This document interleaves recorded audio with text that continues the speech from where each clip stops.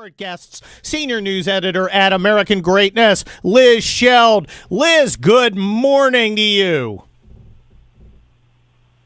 Liz? I am, oh my gosh, we are Liz free. Well, while producer Dwayne, are you there, Liz? I'm here. Oh my God. Look, is the NSA cutting us off? Because they know what we say is not going to conform to the official regime narrative. I can't imagine that happening. Well, either can I, because that would require a level of competence that our intelligence community has failed to display. I agree. And speaking of questionable competence, I'd like to get your take on the latest Biden insanity. I kind of went to bed early because I got to get up at dark 30 to do this show. But did you hear this cut from Biden's visit with three congressmen, Democrat congressmen, down at the Texas border? Let's play cut number 18. The three congressmen you have here, two of them look like they really could and did play ball, and the other one looks like he could bomb you. Liz Sheld of American Greatness, what the hell was that? You know, all I am happy about is that there's no mean tweets. Yeah. You know, I mean, sure, we have this fountain of gaffes leading us in a crisis, a planetary crisis right now, but that's fine. The gaff geyser. Yep. He's like Old Faithful, except he's old crusty. You know, I didn't really see that in the headlines either. So apparently it's perfectly fine for Joe Biden to say these things, which would get either one of us completely annihilated and canceled. Well, look, in Biden's defense, I have no idea what the hell he was trying to say. I mean, I look at it and I'm like, is it some sort of weird racial thing? Is he just saying words? I mean, he's got dementia. I think he's trying to be like friendly, like he's trying to make banter, you know, like these are my buddies, but then it just comes out wrong. Plus, you know, I don't think he's really fully cleansed himself of wrong speak, so he accidentally slips and says things are not supposed to. But I don't know. I didn't really see it in the headlines. Every time I hear that Biden's going to speak somewhere, I cringe inside. Knowing how humiliating it is going to be for us on the world stage as our enemies are watching. I think it's also dangerous, Liz Sheld. It is. Because, you know, Putin looks at this guy, and look, Putin's a KGB colonel. He is used to assessing opponents, and he's got to assess this guy. I think at some level, he's probably, he and Xi were probably thinking, you know, there's no way America could have elected someone as manifestly senile. It's some sort of trick to sucker us in. At some point, Liz Sheld, I think they've got to say, my gosh, they actually did elect this crusty old pervert. No, and they're taking advantage of it right now. I mean, you would never see this kind of behavior from Putin under the Trump presidency, and you didn't see it under the Trump presidency. But as soon as Biden got in, it was like the store was open for the taking. You know, we saw Biden get in, cut off all of our energy in the U.S. and our exporting of energy, which forced other countries to become more dependent on Russia. And then all of a sudden we have this nightmare withdrawal from Afghanistan. And yeah, I mean, it's just like there's a kick me sign on America right now because of Joe Biden. You know, Jimmy Carter's looking better and better, Liz Sheld. He's happy. He's the winner. I know. Of all this. He's like off the bottom of the list. Look, Biden's entering the territory of another JB president, James Buchanan. Okay, yeah. And we all know what happened to him, and it's frightening. We've got 3 more years of this desiccated old freak. What now? You have your finger on the pulse of the Beltway. I do. What are Democrats saying right now that we're, you know, behind the scenes, off the MSNBC? Well, I mean, they've got to be going, holy cow, we're doomed. Well, there's more than one kind of Democrat. They're not really monolithic. You have the just marginally sensible ones that are nervous. And then you have the lunatic ones that are excited that gas is going to be $10 a gallon because everyone's going to go back to bike riding and horse and buggies, and it's good for the environment. Not them, of course, no. but the dirty people who will suffer when their gas costs $10 a gallon. So I think it's mixed. I think some people are nervous. Also, Kamala, we're sending her over to Poland. She's also awful. She is awful. Yeah, she speaks in parables as well. Nobody understands what she's saying. She's the 25th Amendment insurance. Well, and well done on that, because that's quite effective. So people are nervous. Some are nervous, and some see it as they're not going to let a crisis go to waste, right? Rahm Emanuel. Or one of the Emanuel brothers, I don't know, they're both terrible, said never let a crisis go to waste. And so they're not letting it go to waste. So they're not flinching about gas prices or energy prices at all, because this is what they've always wanted. Well, do sensible Democrats understand they could lose 100 seats when gas gets to be $10 a gallon, and you have Joe Biden on tape saying things like this, cut 26. Number one, no more subsidies for fossil fuel industry. No more drilling on federal lands. No more drilling, including offshore. No ability for the oil industry to continue to drill. Period. Ends. Now, Liz Sheld of American Greatness, we have been told by all the smart people who parrot the regime line for a living that it's not Joe Biden's fault that gas prices are rising. Why? It's Vladimir Putin. And we've got many, many cuts identical to the one we just played. Is this a viable? Are Democrats going to get slaughtered in November at the ballot box? Well, I think that they are, but I never want to overestimate the Republicans' ability to seize defeat from the jaws of victory. So, good plan. I want to just put that out there first. But I think that the Democrats know that even if they lose 100 seats, the Republicans, even in power, are impotent. So they're not going to be able to undo the damage, just a fraction of the damage that's been done in 2 years of a Biden presidency with the Democrat House and Senate. So they know that. Look, we haven't repealed Obamacare, right? And we have had the majority in both the House and the Senate and the presidency in the interim, and we could not repeal Obamacare. So they're getting as much done as they possibly can, and they know that the Republicans, even if they take both the House and the Senate, you still have Biden, or Biden in air quotes, as the president. I don't know who's running him. That there is a very limited amount that the Republicans will repeal, even if they had the will to do it, and they usually don't. So, I don't think they're that worried, to be honest.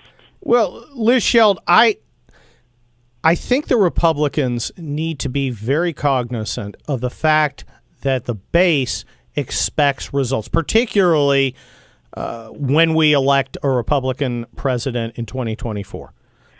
We're done with performance theater. I think that there are very few elected officials that are on that page with you, Kurt. I think that a lot of them are operating in a paradigm from 1992. Yep. They do not understand it. They just think it's all like a red versus blue, rah, rah, rah, and they don't understand there's been an entire resorting of the electorate. And that's not the dividing lines anymore. So, there's really no difference between a lot of Republicans and the Democrats. Lindsey Graham. Well, Lindsey. We have had, look, there are a lot of Republicans out there who I think are breathing a sigh of relief because they can get back to what they started as, which is, anti-Soviet or Russian, what the hell. There's no difference. They're all over there in that Siberia place. And they're very comfortable being upset at Russians. And I'm not saying you shouldn't be upset at Russians, but this is their safe space policy-wise, because they don't have to confront things like, I don't know, illegal aliens, men pretending to be women to win swimming races, CRT, all those things that make for uncomfortable conversations down at the country club. Now everybody can pin a Ukrainian flag to their lapel, high-five each other, and okay, no controversy. And here's the problem. The base is like, we don't think We don't think Putin should have invaded Ukraine, and we don't mind giving him some guns, but we're not giving him any of our kids because you squander too many lives already in wars that you completely screwed up. And we want results. Trump got elected because he talked about and then acted on issues the base was concerned about, issues that made standard Republicans wet themselves. No, that's right. And I think there are some Republicans that have learned this much from Trump, which is that they can talk the talk, but they literally will not walk the walk when they're elected. And I don't want to name any names, but we saw that in the 2020 election for some congressmen that were elected into the House. They knew what to campaign on, but they don't deliver when they're in the House. And I think that that's the way that things are going to go for the 2022 midterms. That we're going to see people campaigning the right way, but when they get into office, they're going to fall back into the typical Beltway paradigm, which is war, national security, they don't have the backbone to fight the cultural issues that are really what's important to most of the right-wing base. Well, thank you, Liz Sheld of American Greatness. You can check her out there. Message to you Republicans, we're not kidding. We're not kidding. This is Kurt Schlichter, guests. And why are we playing Kansas as bumper music when Kurt Schlichter guest hosts, I'm speaking of myself in the third person, when Kurt Schlichter guest hosts on the Hugh Hewitt radio program, we typically have kind of alternative, progressive, post-punk rock and roll music, the kind that literally made Hugh Hewitt's hair turn white. Well, it's because our next guest is from Missouri, and there's absolutely no band called Missouri or Missouri adjacent. Welcome to the Hugh Hewitt radio program, Eric Schmitt, Attorney General of the great state of Missouri and a candidate for the United States Senate. Welcome. Good to be with you, Kurt. Although Kansas and Missouri, there is a path there, Kurt. So that's some dangerous territory in the border war that took place many, many years ago. So anyway, but we appreciate it. I recall that. I write about that border war in my upcoming book, We'll Be Back, The Fall and Rise of America, available for pre-order now on Amazon, so go get that. Smooth, huh? And since I'm promoting myself, let's promote you. You are running for Senate. Your main opponent, there are a couple minor candidates, but your main opponent is one Eric Greitens, who, in my view, has effectively disqualified himself by a variety of bizarre actions that would have made him a great candidate in my home state of California, but not so great in Missouri. How is your campaign going? Oh, things are great. We are actually dominating the field by way of fundraising numbers, support in every county. The polling looks great, and right now, Kurt, people want a fighter. They want a fighter in Washington, D.C., somebody that's going to go up there who's been a lifelong conservative, who's never going to quit on the state, to go up there and have be a reinforcement to save America, because that is exactly what we're up against. We're not having traditional debates right now, Kurt, about tax rates and entitlement reform. The Democrats are a couple of votes away from packing the Supreme Court, adding states to the union, federalizing our elections, fundamentally changing our country forever. And we need people who know what the stakes are, who have a proven track record, by the way, of fighting and winning. I mean, I was the first attorney general to file a lawsuit against Biden's ridiculous social cost of greenhouse gases rule, the first attorney general to sue on the Remain in Mexico policy with Texas. We took that to the Supreme Court and won. That was a Trump-era policy that was working. We filed a lawsuit to finish the border wall with Texas. I was also the first attorney general to file a lawsuit on all these mandates, the CMS mandate, the OSHA mandate for the vaccine mandate. We took that to the Supreme Court and won. So people see there's a lot of people who talk when they're campaigning, and there's people who actually take action. And so I think that for those reasons and a lot more, we're in a really, really good spot. Well, Eric Schmitt, candidate for Senate in Missouri, look, among Republicans, usually we prefer to talk about policies. Your policies are strong, from what you've just said. In this case, we have I believe, a fatally weakened and damaged through his own actions candidate in opposition, who's claiming to be the MAGA candidate, Eric Greitens. I think Eric Greitens is going to be a disaster. I think he's just not going to get. I think we're going to have Todd Aiken 2. Guess what happened in the basement? Right. Well, look, it is a 50-50 Senate, Kurt. Like, there is no room for error here. And we need somebody who can win the primary and win the general. And that's me. So I think the reality is as Missouri starts to come into focus, and you look around and say, why is Missouri a top 10 race? Fox News had it as the number 6 race in the country. It's because you have a choice here. You have somebody who is a proven conservative fighter who can win, and somebody who potentially could lose this seat to the Democrats. And that is a scary proposition when all this, the fate of the country, and I mean that quite literally, who we are. We've been the freest country in the history of the world. Are we going to lose that? Are we going to let this sort of leftist ideology sink further and further into our country? Or are we going to, restate our claim that we believe in individual rights and we believe that people should pursue happiness? That is the choice here. And so, again, I feel really good about where we're at. I've won statewide twice. We're in a really, really good spot here. And I think you look at the track record, I'm never going to quit on the state. And I think that's important in a state like Missouri. Well, in fact, Eric Greitens did quit on the state. He resigned as governor, and that was a problem. Look, Attorney General Schmitt, I would love to talk more about Ukraine and about gas prices, but we're coming up against a hard break. Here, I think we need to do some practical bare-knuckle politics. You're the guy who can win. Greitens the guy who has a significant chance of losing simply because of his own track record of failure. And how can we help you if we are so inclined? Well, Schmitt for Senate is the website. If people want to go on there, certainly if people are in Missouri or beyond and they want to volunteer, that's great. Obviously, we're raising money and we're leading the field on that front. They can follow us on social media, Eric_Schmitt on Facebook. But go to the website. There's plenty of ways to help out. I appreciate it, Kurt. Thank you, Attorney General Schmitt. I am Kurt Schlichter here in the Relief Factor studio. We've got 2 more hours of this insanity on the Hugh Hewitt radio program. Schlichter here in the Relief Factor studio, guest hosting for the great Hugh Hewitt. Who am I? Senior columnist at townhall.com. The author of the upcoming nonfiction Regnery book will be back. The Fall and Rise of America. So you should go get that on Amazon. You pre-order it now. I'm also a trial lawyer and a retired United States Army colonel and a graduate of the United States Army War College, which is, yes, it's the party war college. I understand. It's kind of the Chico State of war colleges. For you Californians there, you'll find that unbelievably funny. What's not funny is what's going on in Washington right now. It's very, very serious, and we have a very, very serious person to talk about it. Tennessee Senator Marsha Blackburn. Senator Blackburn, welcome to the Hugh Hewitt radio program.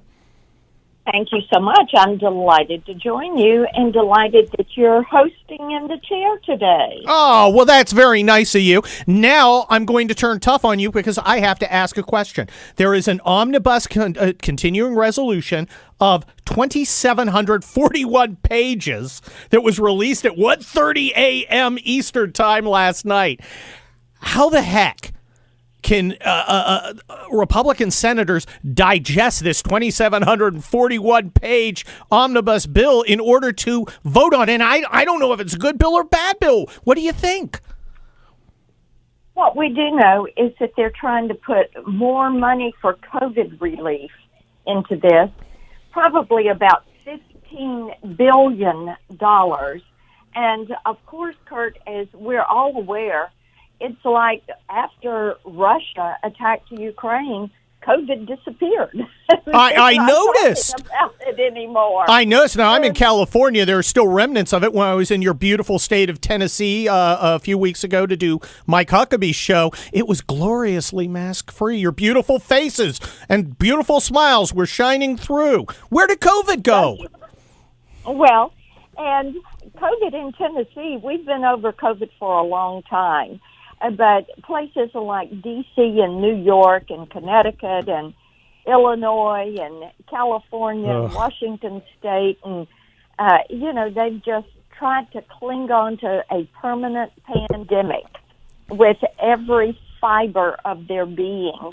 And then Russia attacks Ukraine, and all of a sudden they're not talking about COVID, but they're going to use it to try to do mail-out ballots for this election, and they're going to try to get another $15 billion or so for spending for saying, well, we need this for COVID. They're also going to put some much-needed money for Ukrainian defense and relief into this bill. Now, there are some of us that think that should be voted separately, and they're kind of hijacking and taking hostage Ukrainian relief and putting it in this bill because we hear they're trying to spend another $1.5 trillion. But we haven't seen this bill yet. And nobody's been able to read this bill. And as you said, they dropped the bill in the middle of the night so they could start the clock on it. And then they expect senators to vote it up or down tomorrow. Well, Senator Blackburn, and again, it may look. You're paid to make hard choices. Sometimes you have to compromise in ways that no doubt annoy you. Are you inclined to vote for this bill, or are you inclined to vote against it? I'm not inclined. I'm not inclined to vote for this bill. I support what we need to do for Ukraine. I support what we need to do for the U.S. military. But to take those components hostage and wrap another $1.5 trillion of spending for the Green New Deal, for expansion of social programs, for more money for the IRS to come audit you, those are not things that I support. Now, Senator Blackburn, I agree with you. You have convinced me, but are you going to be able to convince enough Republican senators to halt this march towards insanity? My hope is that Republicans will say, look, we can't support this. You're wasting money. Every dime you're spending right now is going to put debt onto our children and grandchildren. And you know, Kurt, you have to go back and think about debt historically. When George Bush left the Oval Office after 9/11 and all that we had to spend there because Clinton had decimated the military. Remember, Clinton wanted to say, oh, we have a peace dividend. We don't have to invest in the military, which, of course, was a very expensive proposition for the U.S. military. George Bush leaves the office. Our debt is at $10.6 trillion. That goes all the way from George Washington to George Bush. Every penny of debt we have accrued. Then Barack Obama, and Joe Biden doubled that. They put us up about $22 trillion. President Trump added to that. You had COVID add to that. And so then Joe Biden comes in. His first year, he spends about $6 trillion. And now where are we? We are at $30 trillion in debt. This is unsustainable. So you can't just continue to run the printing presses and run the, pardon me, basically run the numbers off the printing presses and print more dollars and push them out there in the economy. This is one of the reasons we have inflation soaring like it is. Another is because of the energy issue and the fact that we went from being energy independent the day Joe Biden was put in office to his doing away with federal leases, drilling on federal lands, doing away with the Keystone Pipeline. And we all know that the energy market needs certainty. This is why people trade in oil futures. They need that certainty. This is why companies have multiple leases to see where they can explore and drill and produce oil. We are an energy-based economy. And when the cost of a gallon of gas goes up, when the cost of a barrel of oil goes up, it runs up the price at the pump.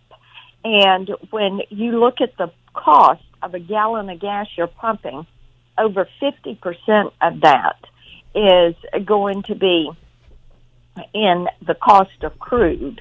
And we're importing 670,000 barrels of oil a day. Then you see what Joe Biden's policies have done to the energy market. Well, Senator Blackburn, I am confident that the Republicans are going to take back the House and the Senate next year. But I got to tell you, a lot of conservatives out in the base are like, well, Kurt, it doesn't matter. It doesn't matter because the Republicans aren't going to do anything. They talk a good game during the campaign season. They tell us what we want to hear, and then they don't do anything. Now, you guys are in a tough position. The Democrats hold the White House. They have a veto. Here's the thing.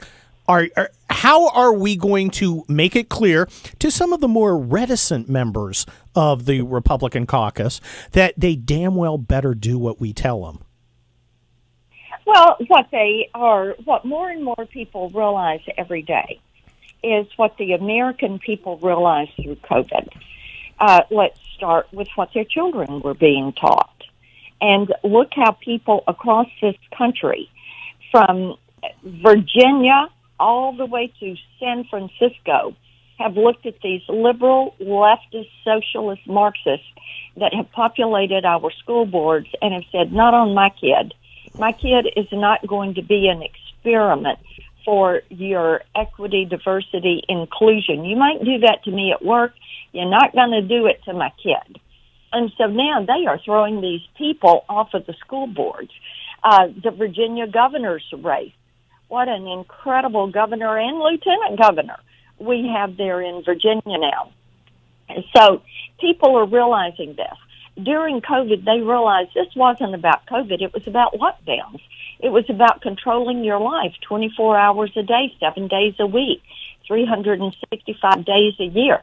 They wanted to use COVID to take control of your health care. They sure did, Senator Blackburn, from the great state of Tennessee. Thanks for coming on the Hugh Hewitt radio program. I'm guest host Kurt Schlichter, United States Army Colonel, graduate of the United States Army War College, one of the top 4 or 5 war colleges in America. That music you hear, the Marine Corps hymn, means that I'm doing something that I rarely do, because when I'm here, this is an Army show. But I'm making an exception. I'm making an exception for a congressman who I met the other day when I was in Nevada campaigning for the great Adam Laxalt, who I'm hoping to have on tomorrow. Congressman Jack Bergman from Michigan 1, a retired United States Marine Corps Lieutenant General. Guys, I talked to him. He's okay. And I wanted to have him on because I wanted to talk about the strategic disaster that we've stumbled into. Sir, welcome to the Hugh Hewitt radio program.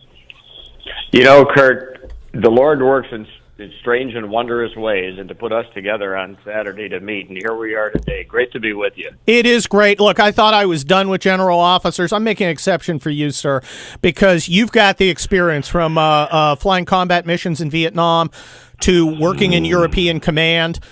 You understand what's going on here. You have a strategic perspective as the highest ranking veteran in Congress that a lot of other people simply don't have. And I wanted to get your take on this. What is our strategic objective with regards to Ukraine? Because I frankly don't understand it. Well, it depends. I guess we'd have to define the we. Guys like you, guys like me, and others who've actually had some uniformed experience or really intense experience, whether it was in something like the CIA or whatever, understand that what Putin is trying to do is put the genie back in the bottle, in other words, return to the old Soviet Union. And our strategy has to be, but obviously it's not visible with this administration because they don't have one, is to ensure that countries like Ukraine and others, especially when you get into the Baltic states and the other countries, don't fall under the influence of a dictator, of a madman like Putin. Well, sir, we have I understand what we want to do in the short term, which is stop the killing on the ground in Ukraine. And then in this slightly longer term, I think we would like to turn back the hands of time a little and move the Russian forces out, whether it's all or part of them. Because I think a final resolution is going to involve validating some of Putin's gains. I just don't see a resolution where that doesn't happen, and I'm not for it. I'm just trying to be practical. But, sir, in 5 to 10 years, that time frame, where do we want to see our relationship with Russia? Do we still want it as an enemy? Do we want to use it as a trump card against China? What is the end state we're seeking? Well, I think you have I hate to call it a fluid end state, but, how do you negotiate with someone like Putin? We could have one end state, but as long as he is in power and he can control Russian activities, if you will, whether it be military or economic, our chances of any positive outcome of now, realistically, they're zero. So one of the positives that the Biden administration has finally, in some cases too little too late, with the sanctions on his oligarch friends, on all of those around him. That's one option that we have to wait and see, is that how long does Putin get away with what he's doing amongst his friends, if you will, his allies in his own country? Sir, I see it as a lot of Americans seem to have some sort of vague hope that somebody's going to take Putin out of the picture, whether it's with extreme prejudice or they're just going to lock him up or they're just going to send him off to a dacha somewhere forever.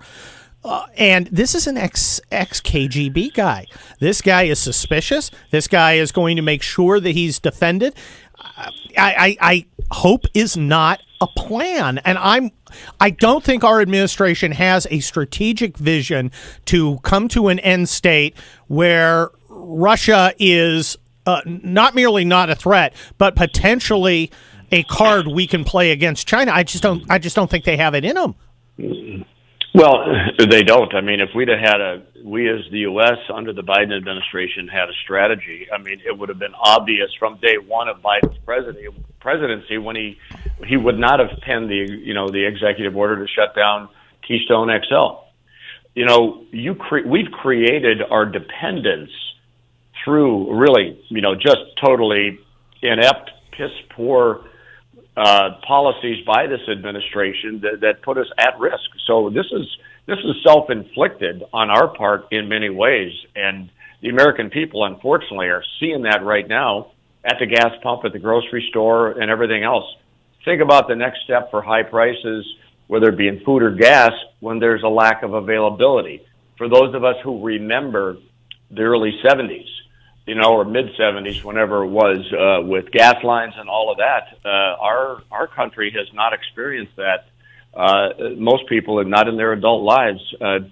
We have been behind the eight ball since Joe Biden took office, because I'm not sure who's running the White House, but we know who it's not. Sir, you and I were both schooled in, and it was beaten into us: civilian control, civilian control, civilian control. We saw and I want to stay FCC compliant here, so I'm not going to describe it in terms you and I probably would out in the mud. But the mess yesterday over the Polish MiG issue, where the Department of Defense simply came out and said, we're not going to do that.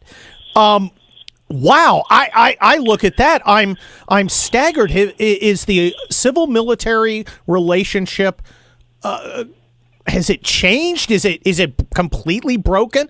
I'm astonished. Well, when you talk about the lack of definitive leadership in the White House, with really the lack of capable leadership in the five-sided puzzle palace right now, the Pentagon, you've got a dangerous combination where, what's the easy answer for any bureaucracy? It's no. And the arrogance. My last 4.5 years in uniform, even though my headquarters was in Louisiana, I had an office and a staff in the Pentagon. I had one out at Northern Command out in Colorado Springs. But the Pentagon thinks it's its own world in some cases, and that's largely, again, you have leadership in the Pentagon who has a problem standing up to the bureaucracies inside the Pentagon, their own constituencies. That's a problem when it comes to spending and readiness.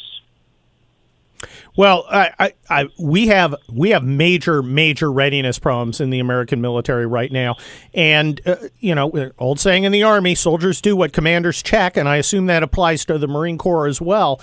Right now, they're not checking war fighting; they're checking wokeness, and it brings me to my next subject. You, as a Marine Corps aviator, have a pretty good understanding of what a no-fly zone would consist of and what it would mean. Can you describe that to us? What would a no-fly zone look like, and what are the possible consequences from it? Well, no-fly means no-fly. And if you're going to cut a no-fly zone, let's say over Ukraine, there's the idea of why do you do it? Are you trying to create a humanitarian corridor, if you will, or are you doing it for, if you will, combat purposes? But a no-fly zone means that if an aircraft gets into a certain area marked the no-fly zone, we're going to shoot it down. Well, sir, if we do fly, that means we're flying combat air patrols. That means we are going to be within the fan of the Russian integrated air defense system. We're also potentially going to be up against Russian planes. Do we have and I don't want to ask anything that shouldn't be said, but do we have currently deployed the combat power to enforce the no-fly zone if we chose to do that? That's probably on the high side. Okay. Of this. The point is, remember that no-fly zone has to, I think, reflect Article 5 of NATO. And the reasoning there, that because you run a slippery slope, and that's where you get guys like you, the lawyers, involved. Thanks a lot, sir. That hurts. Because you guys do the ROE and all of those things. The rules of engagement. And that has to be negotiated because, there's always talks, no matter how, at what level going on behind the scenes. That's just the way war works. There's some level of communications going on in most cases to keep bad decisions, little brush fire bad decisions becoming forest fire bad decisions. Well, Article 5 of NATO basically says an attack on one member is an attack on all. For instance, if Putin rolled into Estonia, Lithuania, or Latvia, that would be an Article 5 violation. The United States would be at war pursuant to treaty. We don't have Ukraine is famously not a NATO nation. We don't have an Article 5 issue there. But if we ran a no-fly zone, there is a very real chance we would be engaged in combat against Russian forces. That is the conventional war that you and I, early in our careers, grew up to fight. That's very frightening to me. Is there a lot of pressure? We've heard some people talk about, and I think loosely, about a no-fly zone. We only have about 15, 20 seconds left. Is there a push such that we're likely to see a no-fly zone? Depending on circumstances right now, no, but you have to be ready. Thank you, sir. That's General Jack Bergman. He's also a congressman from Michigan 1. I'm Kurt Schlichter on the Hugh Hewitt radio program. Stick around. We got a lot more to come. Hewitt radio program. I'm guest host Kurt Schlichter, noted Los Angeles trial lawyer, retired United States Army colonel, senior columnist at townhall.com, author of the forthcoming nonfiction book, We'll Be Back, The Fall and Rise of America. I am here with Brian Wesbury, our economics expert, which I hire economic experts all the time as a lawyer. So, Brian, I got to tell you, my portfolio is getting treated like Ned Beatty in Deliverance. What the heck are we supposed to do? Yeah, I think at this point, Kurt, you need to hold on. And what I mean by this point, it's for dear life. Yes, always. But the point I'm going to get here is the economy is going to grow this year. I know every time we turn on the TV, every time we listen to the news, all we hear, we see is just pictures of our fellow human beings suffering, the ugliness of war. That's what social media has brought right into our living rooms. I know oil prices are up dramatically. We are still living through supply shocks that we created by shutting down the economy. There is inflation because of all the money the Fed printed. But because we're opening up the economy from COVID and the lockdowns and all the mandates, we're going to end up creating 3 million jobs this year in the U.S. The economy, in my opinion, is not going to go into a recession, mainly because the Fed's monetary policy has been so easy. And corporate profits, believe it or not, are going to go up 10 to 15%. And a lot of that's going to be led by these energy companies. And so when I look at the market as a whole, I think it's undervalued. That doesn't mean we won't have problems in 2023 or 2024, but for this year, I think this is a temporary setback. Well, look. Believe it or not. Well, look. I thought I took a risk when I married a Cuban woman, but this stock market's a little edgy even for my tastes. Yep. And so many more Americans than ever before are invested in it, whether it's through profit sharing, 401ks, IRAs, whatever. So everybody's looking, and I do think it says something positive about Americans that even though we have all lost significant value in our portfolios, paper value in large part, people are not panicking. And I think that's good. I think that shows we have faith in this economy, even if we don't have faith in the desiccated old freak masquerading as our president. Yeah, I mean, if you look at the stock market last year, the S&P 500 was up, I think it was something like 29%. I'm close, all right? It's now down 12.5% this year. And we're so used to, over the past 10 to 12 years, seeing the market just go up and up and up and up. Whenever it goes down, a lot of people lose faith, but you're right. A lot of people look back over this last 12 years and say, well, every time it goes down, it comes back up. Now, here's the deal, though, Kurt. We were in a car accident, if you will. Shutting down the economy, we could talk about that, but it was one of the worst mistakes the U.S. has ever made. Yes. Totally wrecked supply chains. But what we did is we pumped morphine and into our bodies through the Fed. The Fed has printed 40% new money. And this kind of reminds me, in historical sense, of the 60s. It was guns and butter. It was, we were going to spend on Vietnam, we were going to increase the Great Society spending, and the Fed was going to pay for it. And what we ended up with is the 70s and the early 80s, which were an ugly period. But at first, it was good. We didn't feel the pain, the broken leg from the car accident.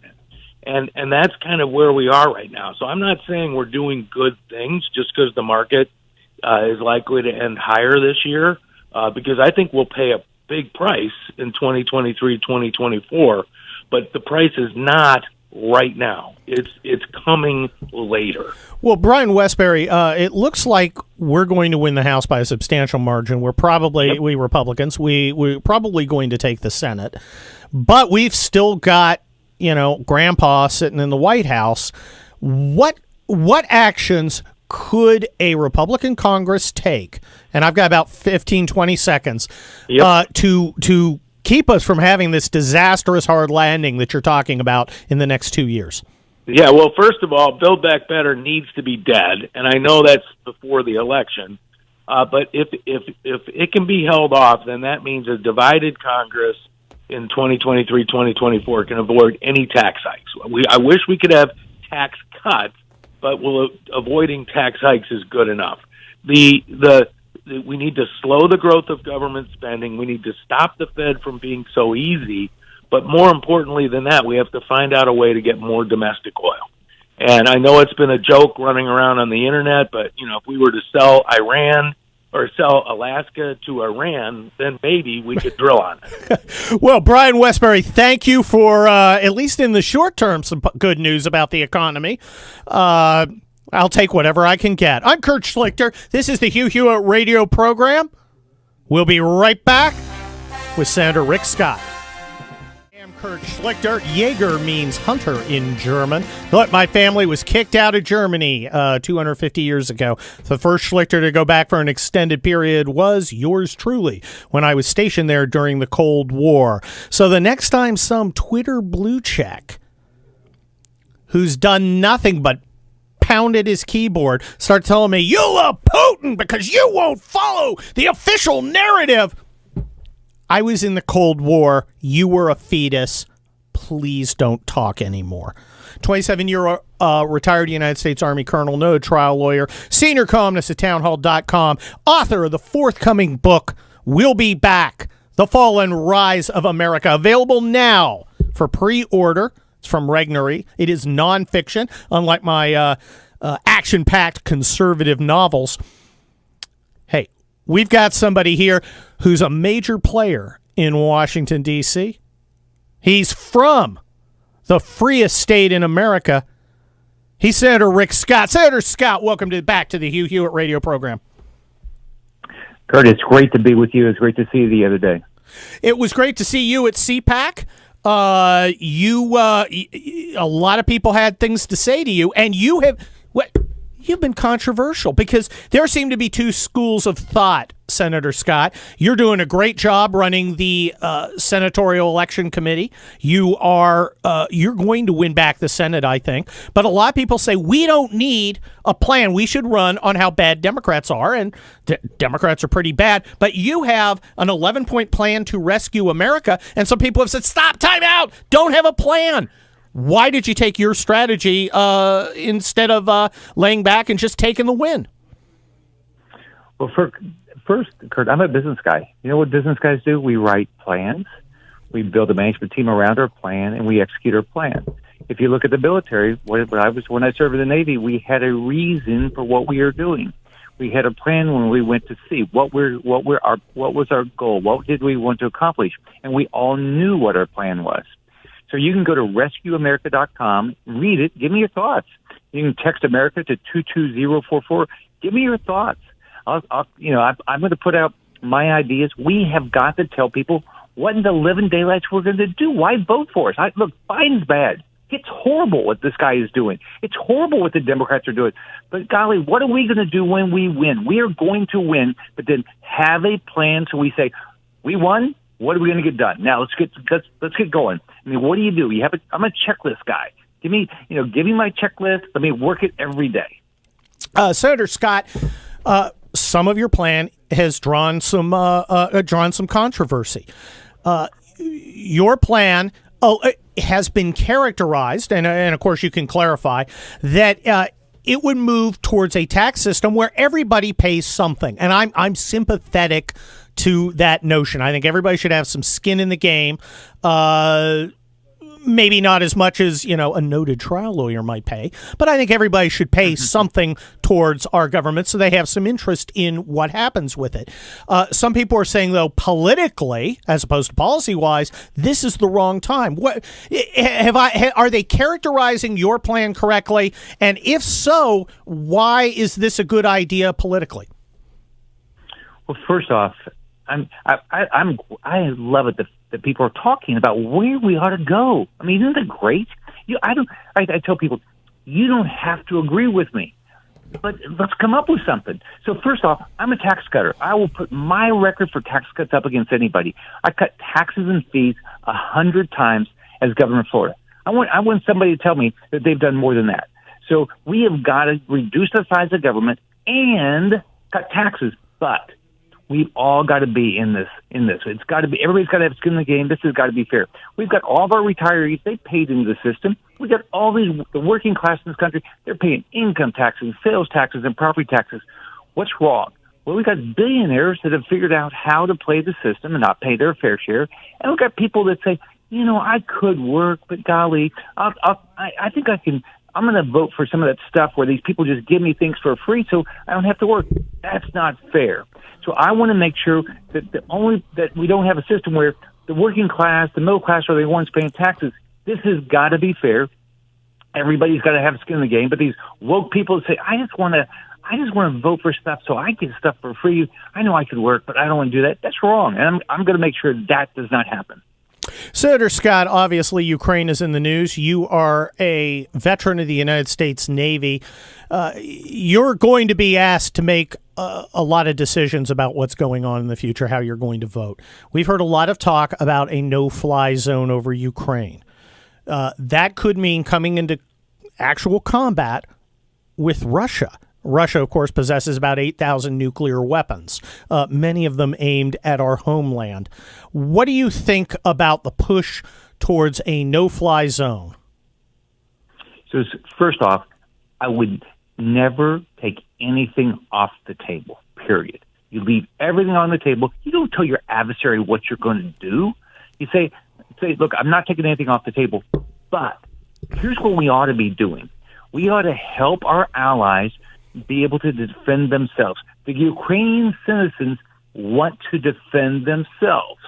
They're defending themselves. You have to admire what they're doing. They believe in democracy against a tyrant Maduro, Maduro's bad too, but Putin trying to, killing them. So what we ought to do is say, what can we provide the Ukrainian citizens so they can continue to defend themselves? That's what we ought to be doing now, because they'll do it. I mean, I was on the call with Zelensky the other day. He said, look, I'd love you guys to do a no-fly zone, but if you're not, give me the resources that I can do it. Don't let Russia control the skies.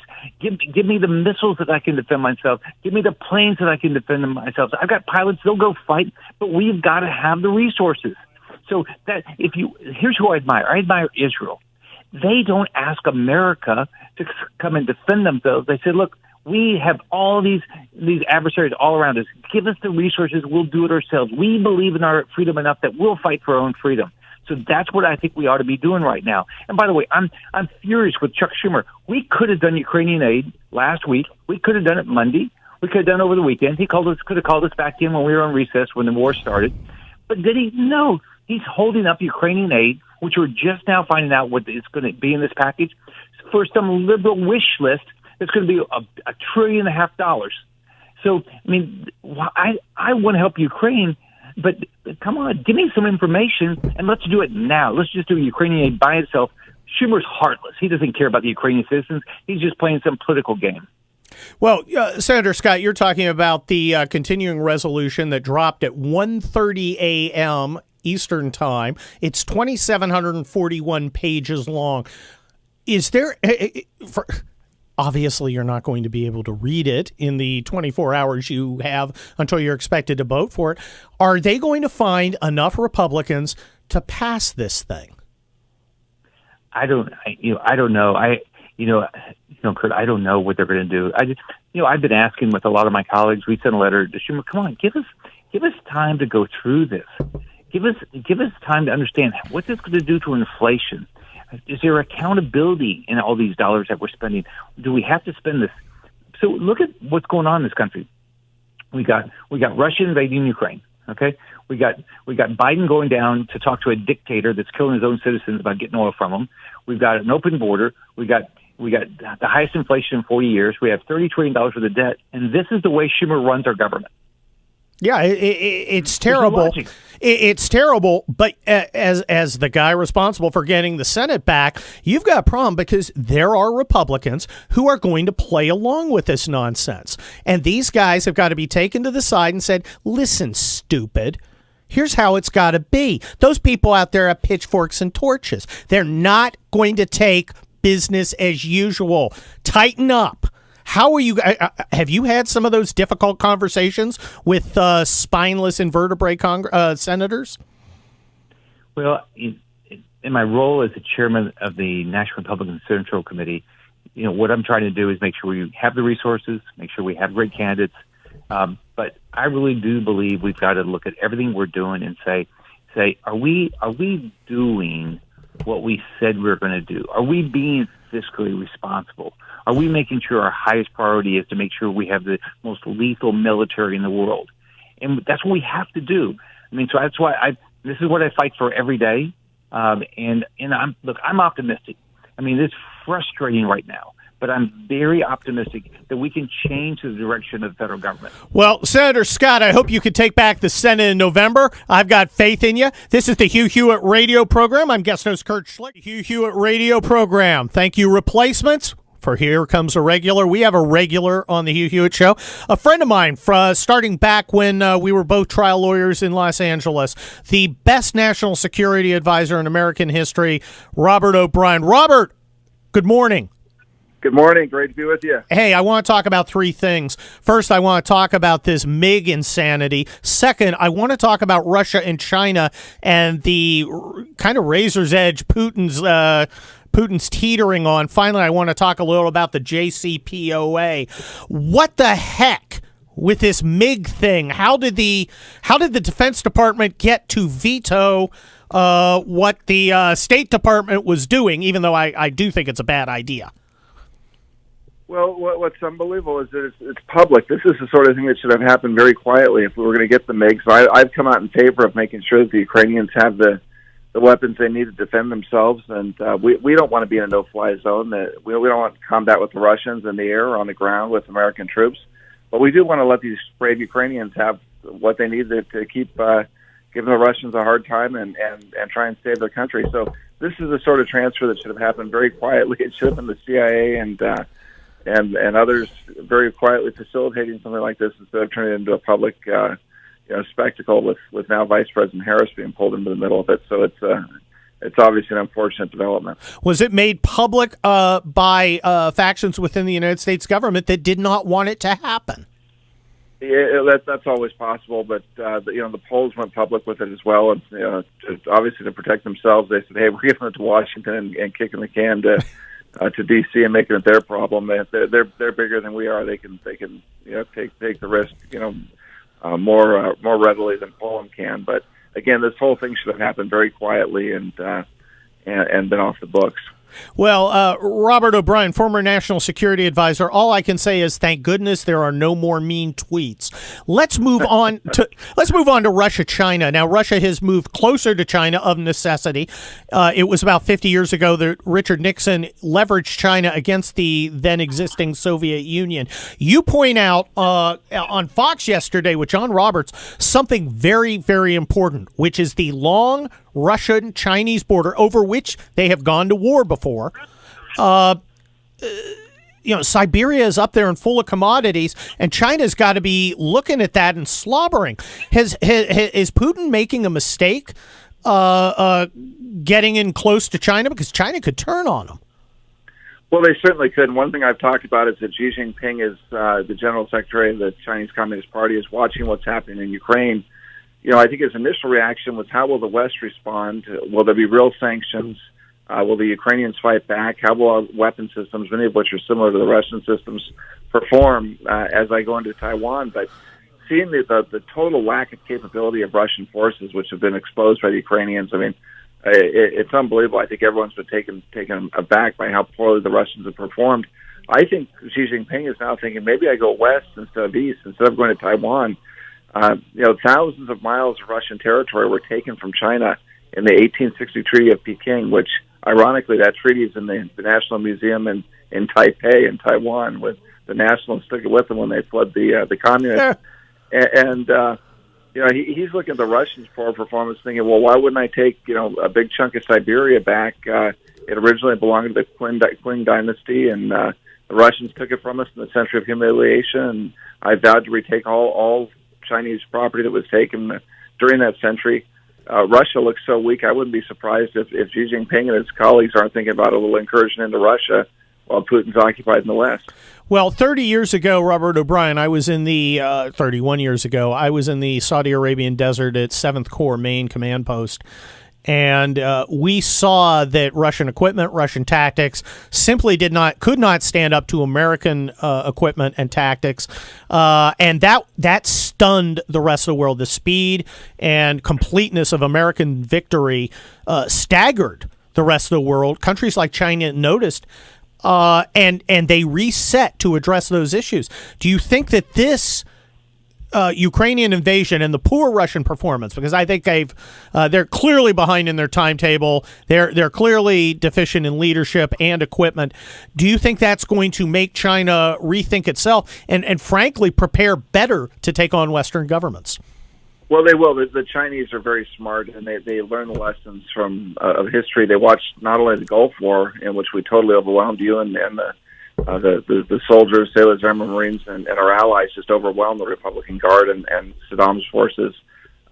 They watched the Falklands War, where the UK went 5,000 miles away from home with a relatively small carrier task force and defeated the Argentines handily. So they learned those lessons. They're watching what's happening in Ukraine right now. They're learning lessons. But Taiwan can also learn lessons. Taiwan needs to make sure. They've been very skittish about giving their population AK-47s like the Swiss do. Every Taiwanese citizen ought to have an AK-47. That would give the Chinese a lot of pause. Every police station in Taiwan ought to have a Stinger anti-aircraft missile. So there's a lot the Taiwanese can learn as well. Well, Robert O'Brien, America's best national security advisor ever. I couldn't agree more. Arm the people for freedom. This is Kurt Schlichter in the Hugh Hewitt radio program. I'll be with you again tomorrow. Thanks to Hugh and the entire team here at the Relief Factor studio. Adios.